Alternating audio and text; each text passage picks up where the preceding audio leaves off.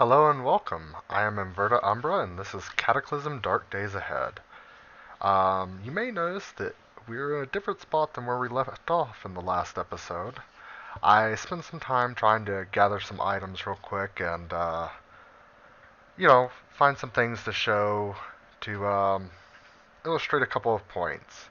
Um, I didn't find everything I was looking for, but I found something else I wanted to show a little bit of, so I decided this would be a good place to start. So we're still playing the same character. I got into a little bit of a scrap, so you may notice I'm a little injured over here, but I'm still using my trusty frying pan. However, I found what's called an evac shelter, and it's one of the places you can start. In fact, I think it's the basic starting area for most characters if you just do the basic start. I had chosen Left Behind in my character creation, which usually starts you in the city. The evac shelter can really be a useful thing, but sometimes it's kind of like a flip of a coin. Sometimes there'll be some good stuff in it, and sometimes there'll be monsters or something and not really any good stuff in it. So it's basically just a big square with some lockers in the upper corner that you can see there. It has windows and doors on every side, has some downstairs in the middle, and has this computer that's actually still working. And if we use our E key to examine it, we can interact with the computer.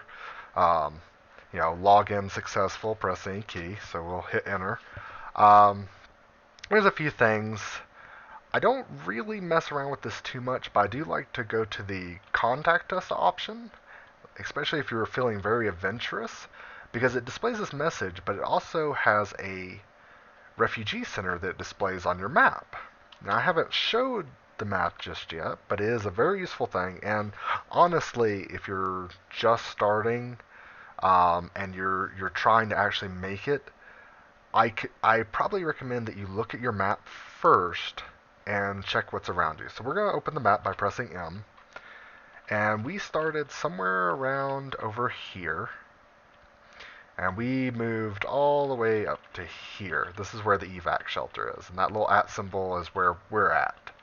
Um, each of these are houses, and different colors denote that they're actually different things. So this is a military surplus store, small power substation, a garage, which is really useful if you're looking to make your own deathmobile. Something I will try and cover a little bit in maybe a little bit in this episode, but probably in another episode. Um, Also, you have tea shop if you need some food, or so in this game there's crafting that I wanted to show you. You can pick up tea bags and you can make tea, and tea has the advantage, I believe, of giving you a little moodlet buff over just drinking purified water. Obviously, drinking a lot of water and you get kind of bored with it after a while. Yeah, it's nice to have, but hey, a cup of tea or a cup of coffee, um, instead of living off the junk food of Coke and beer and stuff like that. Though, if you want, you can brew your own beer. You just need to find the right recipes for it. So there's a lot of different things. Clothing stores are actually quite valuable when you're just starting off, if you can get to them safely. A gun store is actually a little more useless than you might think initially, because they're really hard to get into. And like I was talking about that Smith& Wesson we picked up at the very beginning, they're loud. All guns are pretty much loud unless you can find a suppressor, um, which is kind of a rare thing, or you can make one. Uh, a little bit difficult, but unless you can do one of those two things, you're going to create a lot of noise with that, which will draw a lot of attention. If you're not ready for it, it's not going to be a good day. Another thing is in my travels, I found a stopwatch, or a fancy watch is what it was called on this one. So you may notice we actually have a time, so it says 11:56 a.m. So that's what I was talking about. When you actually have something like a cell phone, it will display the time for you, so you have a more accurate idea of what time it is.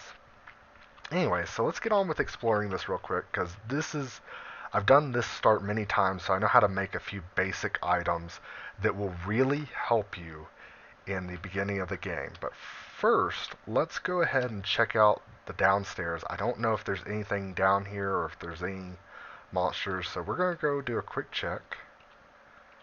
We're going to kind of move around. And what I like to do is I like to find where one wall is and then back off one space, because that's all you can see unless you have the night vision perk. And then I like to go straight up and see if there's anything there. So we reach this wall, and this is all the evac shelters I've ever come across have the same layout. They're just downstairs. There's just one giant large square. So I'll move over to go down and kind of look around. I was hoping maybe to find some sort of light source, but it does not look like I'm in such luck. And this is what I mean when I say evac shelters are kind of a double-sided coin for you. They are a double-sided coin, a double-edged sword, or a flip of a coin. They can either be really good or meh. But honestly, what they have here is usually pretty good. So in here we have a folded emergency blanket and an emergency jacket, which is fairly useful. It's a little less.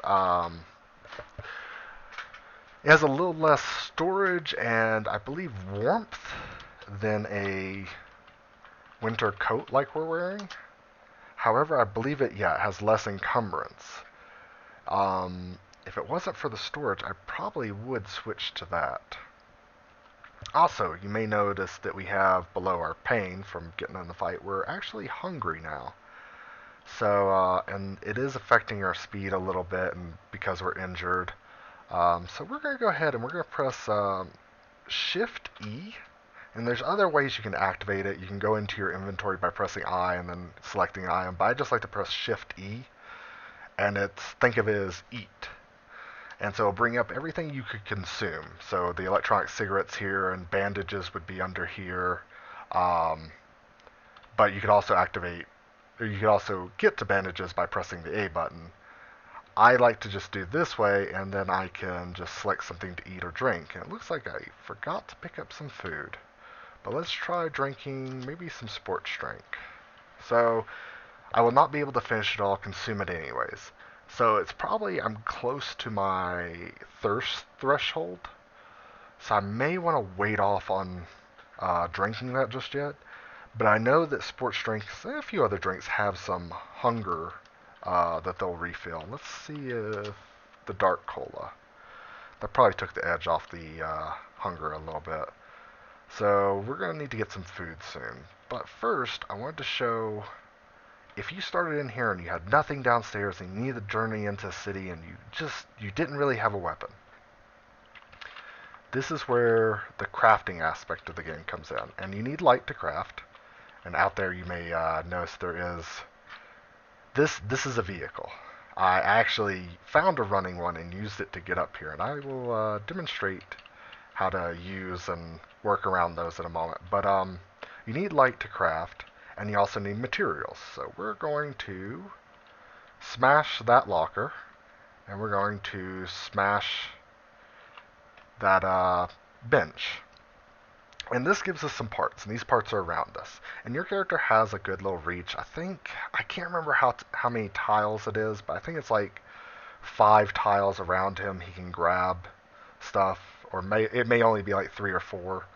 So you've got some reach. You don't have to have everything in one spot to, craft everything you want. But so you can go to your crafting menu and press the AND key or Shift 7, and it brings up this menu. This is the crafting menu, and it will change depending on how skilled your character is, how many items you have nearby to craft with, and how many recipes you know.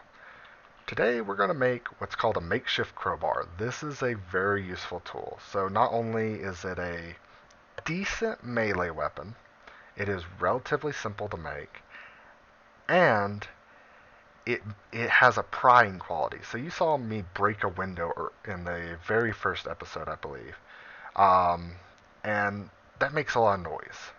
Also, it means the window is no good and you need to clear it out. Well, with this, you can potentially pry open a window. And you can probably a few other things. It doesn't just have to be windows. You can also do it to doors, and there's crates you can do it with. It has its uses. It's a pretty quick tool. Usually, when you first start off, though, you might need to go outside and grab a rock because you need something with a hammering quality and you need a pipe. That's the only thing you need. And you get the pipe from the locker and a hammering quality. I think we get it from our frying pan, but you could get it from a rock that's just found outside. No, this doesn't have a hammering quality. What did I get hammering from? Butcher. Oh, wait. No, I was clicked on the right thing. Maybe I used a piece of wood or a chunk of metal near me. Yeah, chunk of steel. So you could just smash the locker and you'll get something with a hammering quality. So we're going to take this makeshift crowbar, we're going to wield it, we're going to drop the frying pan, which had its uses, was a great tool, but, it's time to move on. So let's look at what else we can make. We can make a pointy stick, which is I'm trying to remember if it has the ability to. There's a few weapons that are really useful, and they're all spear type weapons. If you can make it's like sharpened rebar or a makeshift spear. I think maybe even the makeshift glaive. Yeah, this item can be used to make reach attacks. That's a very useful thing because it allows you to attack one tile over, and that prevents enemies from getting close enough to you to do a lot of damage. So it can do a lot for you if you're doing hit and run tactics. It can make you much more make it easier for you to survive in those type of situations. However, still getting overwhelmed with a lot of enemies because you brought noise can get you killed. Um, so what we're on is we're on the weapons tab right now, and you can kind of shift over and see there's different things you can make.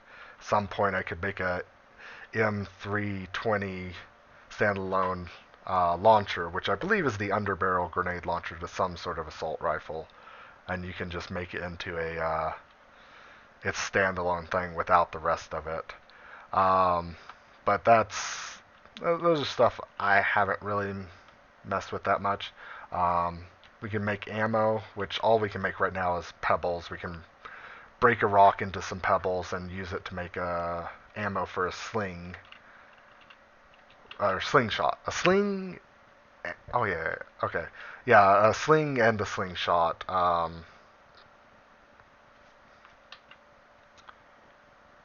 Yeah, I'm trying to remember. So this one uses throwing, and this one uses archery. It looks like the sling is a little easier to make, whereas the slingshot's a little tougher. Um, Throwing is a pretty useful skill, but I actually was not using it until more recently when I learned about it. It's easy to really build up, and ammo for it's kind of plentiful. You can pick up anything and throw it. It's just how heavy the item is, how far you can throw it. So things like rocks and knives and stuff make good just throwaway weapons to try and injure an enemy from afar before you get into close combat with them. However, other things we can make: clean water, salt, stuff like that, chemicals. Um, this this one, I believe most of these skills are governed by cooking. Yeah, skill use, cooking, and fabrication, but that's more for the rolling the cigarettes or the joints.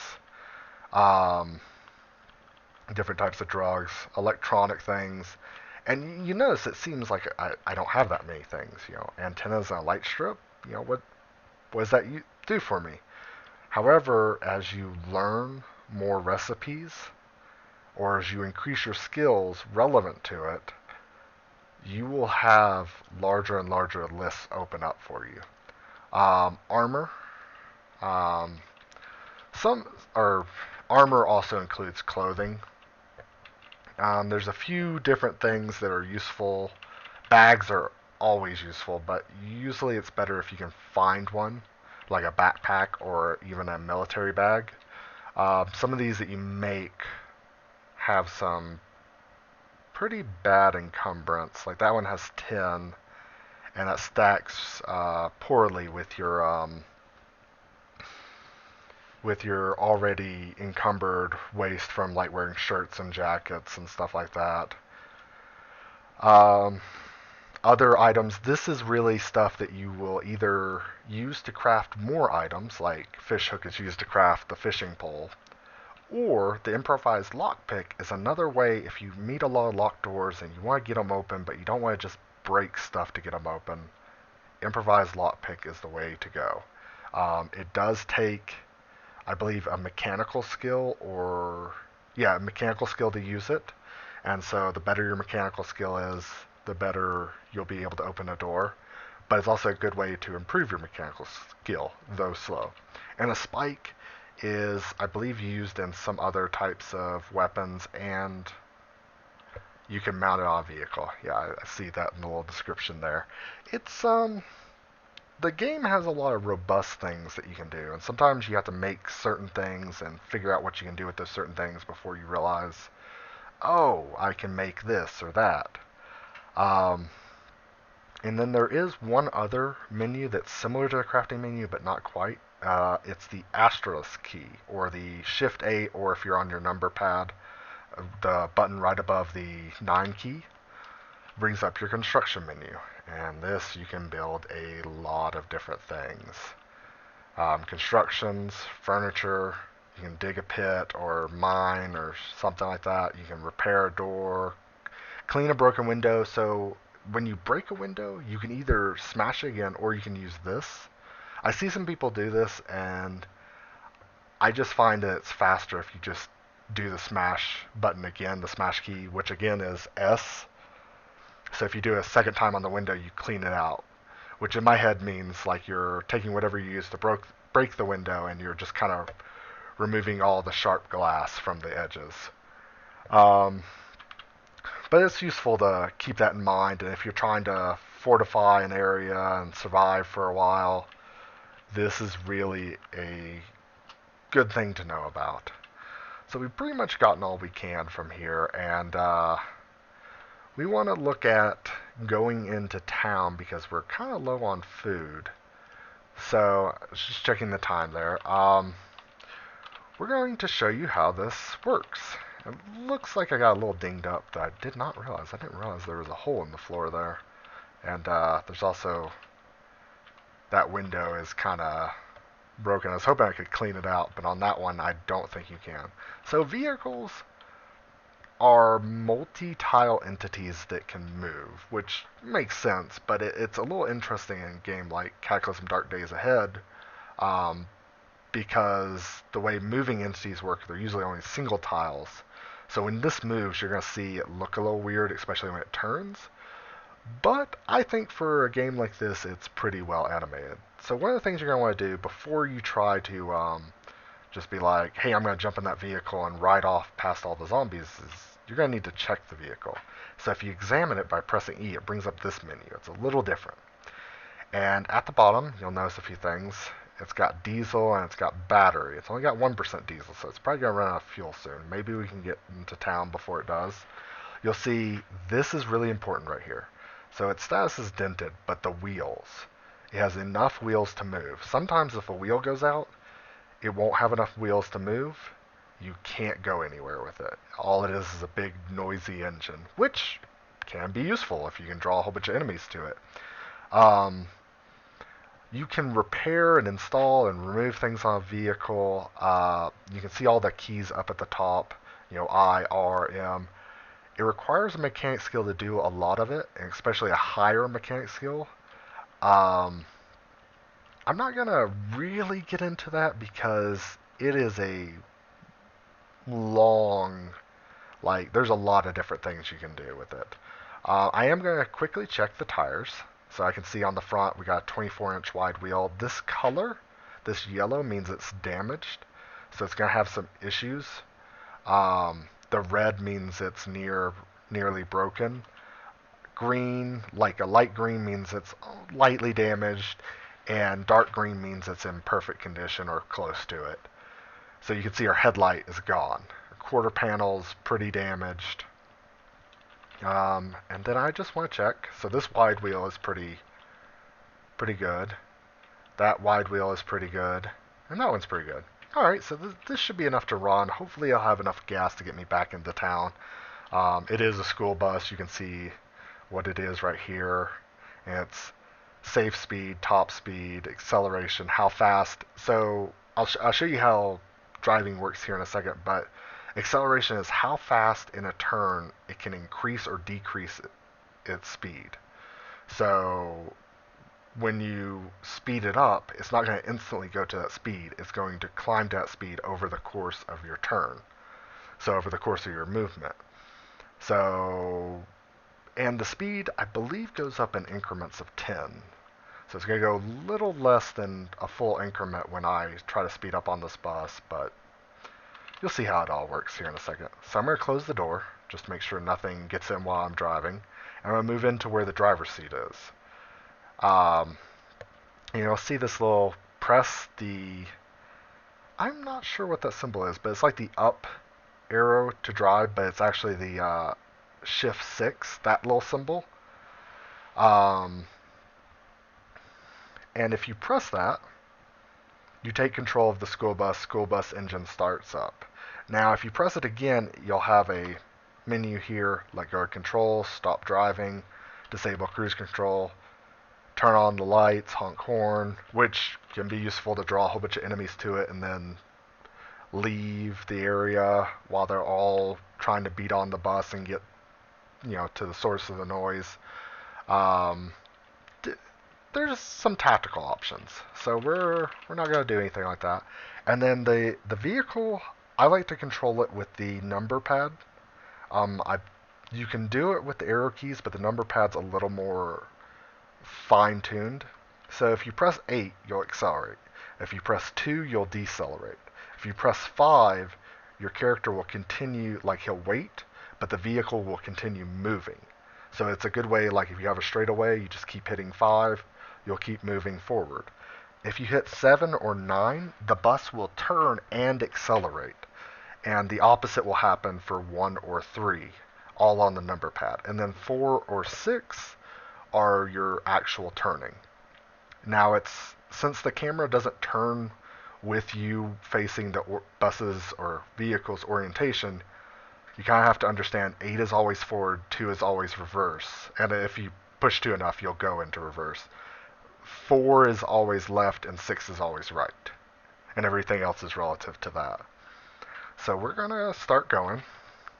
I'm going to speed it up to 20 miles an hour. So you notice I passed the turn by pressing 5, and it actually only moved up to 5 miles an hour. So it didn't even accelerate up to a full 9. But it started accelerating. Now I press 5 again. We're up at 11 miles an hour. We're up at 16, 19. So we're gonna move out a little bit. We're gonna start to turn. So you notice we have this weird like accordion zigzag tile set, and it's just because of how vehicles are handled in this game. But it works fine for this. So I'm going to straighten this out and continue heading south. Now, since I kind of want this vehicle to make us into town, I'm going to try and avoid anything too heavy hitting. Like I'm going to try not to hit any large rocks or anything, but I don't think there's any out here. Well, spoke too soon. So right in front of me is a large rock, and it will mess up my vehicle. So I'm going to attempt to turn, and I'm just going to kind of strafe by it. And as you drive, if you don't have a good driving skill, you're moving past the safe speed, you'll notice that you'll lose control occasionally. Your vehicle, when you lose control, can sometimes go to the left, go to the right, speed up. You can do a few things, and if you're cutting it close to something and you suddenly lose control, you can say goodbye to your vehicle. Now, the mini-map with this is really good because while I can only see about 20 tiles ahead from where I am, the mini-map I can see there's 2 buildings ahead of me, and obviously I don't want to run into the buildings, at least not at this point, so I'm going to try and turn and miss them. Oh, I had a skid, and apparently my headlight hit the shrub. I didn't even know it could do that. So now we're going to hit this zombie, since we're actually in town, And sometimes when you hit a zombie, it's not enough to hit him once. It depends on how fast you're going. Momentum and all that. So we're just going to hit these zombies, try to take them out, use it as a weapon, because that's basically what a vehicle is in this game. It's a mode of transportation and it's a valuable weapon. Um, drive past, try and pull all these enemies here, and then what I'm actually planning on doing is a double back. I'm going to draw them all one direction, and then I'm going to try and head back around on foot.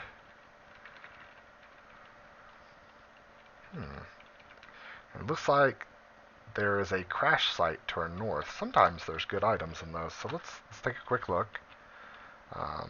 Dog and a zombie child. Glass flask of mutagen. This is capable of mutating you. For better or for worse. Usually not a good idea to just play around with unless you have some idea of what you're doing. There is a perk that makes the mutations have a higher chance of being beneficial, but I'm going to leave it alone for right now, especially because this is just a kind of a look at, a tutorial for this. Oh, it looks like there's some gasoline. Oh, I'm seeing it in the vehicle. Another thing is as vehicle parts are damaged, they work less efficiently. So if a gas tank is damaged, you're going to lose fuel. And if a engine is damaged, ooh, that was a close one. You're not going to have as much speed. You're going to lose some acceleration, and there's a chance that it won't start or it'll just die on you. So we're avoiding all that for right now. And we're going to hit this. Oh, a zombie technician. I thought it was a firefighter. And we're going to pull to a stop here. And we're going to say stop driving. It's going to turn off the engine. Now, if you just let go of controls, the engine will still go. I've never tried jumping out of a moving vehicle in this game, but I imagine it would work out about the same as jumping out of a car in real life. So maybe not a good idea unless you absolutely have to. So safe mode is activated. I'm actually going to deactivate it because there's a lot of enemies around here. But I'm going to try and reactivate it again once I get somewhere safe. So I'm going to jump out the back. Thankfully the school bus has a back door. I'm going to move over here real quick. I'm trying to find that technician's corpse. Huh. Oh, there it is. And see if there's anything useful on it. So you see all this stuff is filthy. It actually, if your character wears it, they have a bad little moodlet, I'm going to call it, from it. So it can make it harder for them to focus on things and they don't feel as happy about it. But in a pinch, if you need, some armor, get it where you can. So it looks like we're at the clothing store. And I've got this zombie right on my tail. So I'm going to try and fight him somewhere advantageous. So on this counter. So he gets on the counter. So he's going to be slowed. I'm going to take a free couple hits at him, and then I'm going to move. Take a free couple hits at him. He actually got one on me. I'm going to wait. And I'm going to hit him and hit him again. So in this game, especially at the beginning, you want to take any advantage you can. One zombie can be just as dangerous as a whole horde if it gets a good bite on you and you can't find medical stuff to cleanse the wound, or if it just injures you enough that other enemies can catch you. So damage can be cumulative in that way and be part of what brings you down. So we're going to take a quick look at what's around real quick. I'm just looking for anything that may have a larger set of pockets, like a backpack or something, or a purse. You know what? We're going to wear it. And since I don't have enough room to actually carry the purse, it's asking me, do I want to dispose of my crowbar and wield the purse, or do I want to wear the purse? I'm going to wear the purse. If you ever just have items in your inventory you want to wear, if you hit Shift W, so capital W, it'll bring up every item you can wear, and you can just put it on.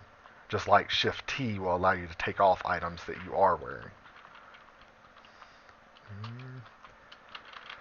So it doesn't look like there's anything too valuable in here, so we're gonna leave it be. I was hoping for some more storage stuff. I don't want to carry too many purses because it will encumber me, because too many items in the same area of the body cause encumbrance more than they normally would. This right here looks to be a shopping cart. And I would almost take this, except for its coaster wheels are broken. Shopping carts can be really useful because you can load stuff into them. So a key I haven't showed is the drop key. So if you just hit D, you'll go into your inventory and you can just drop an item. And you drop an item the same way you pick up an item, like you hit over and... But you can't hit the left way, because the left way brings you over to the weapons held and items worn. I mean, you can hit it, it just won't do the same thing it does normally when you're picking up items. So you hit right, or you hit right again to say, hey, I don't want to drop that. And then you hit enter or space bar to get out of it. But if you hit capital D or Shift D and pick a direction, you can drop items specifically into an area. So we're going to drop that, a sewing kit, aluminum cans, the electronic cigarettes, stuff I don't really need. And now you'll notice the shopping cart has a little plus symbol, and over here you can see you put the matchbook in the shopping cart's basket. You put this in the shopping cart's basket. Another way, and inventory management in this game gets really important. Another way you can manage stuff is if you hit the slash key that's above the 8 on the number pad, or you hit, instead of hitting Shift question mark, I'm really bad at the terminology, but I believe it's the / that's beside your right-hand Shift key. You bring up this menu. And this menu shows all the tiles around you. So all these tiles are the ones around you. This is where you're standing, 5. 6 is another tile, but it is a vehicle is there. So I can specifically, and in this case it's the shopping cart, drop things in the shopping cart. If I hit tab, I switch over to here. This is set on my inventory. I can also still go back and look at 8, or if I wanted to drop the long sleeve shirt in there and the sweatshirt. It doesn't look to be anything else around. And then if I wanted to drop things from my inventory, I just hit I. And I could drop things specifically to my inventory, and vice versa. And I believe if I hit Shift W, I can say, hey, I want to wear this long sleeve shirt, or hey, and just move it on to what I'm wearing. So that's kind of a useful tool for managing your inventory and keeping items organized. I think that's going to be it for this episode. I think I've given enough coverage of different things on how to survive and what you need to do and look for. I'm probably going to start up a Let's Play for a long-term survival campaign. I may die a few times in the course of it, but just to show you how things are played, and I don't know, maybe you guys can help me out and learn some stuff I don't know. I'm by no means an expert at this game. And some of the things I want to do in the Let's Play are not really conducive to a short snapshot of a game. Vehicle building and base management, trying to build up your base or try to fortify an area, things like that. Just, they take a large amount of prep time. So, thank you for joining me. This has been Cataclysm Dark Days Ahead, and I hope to see you in another episode.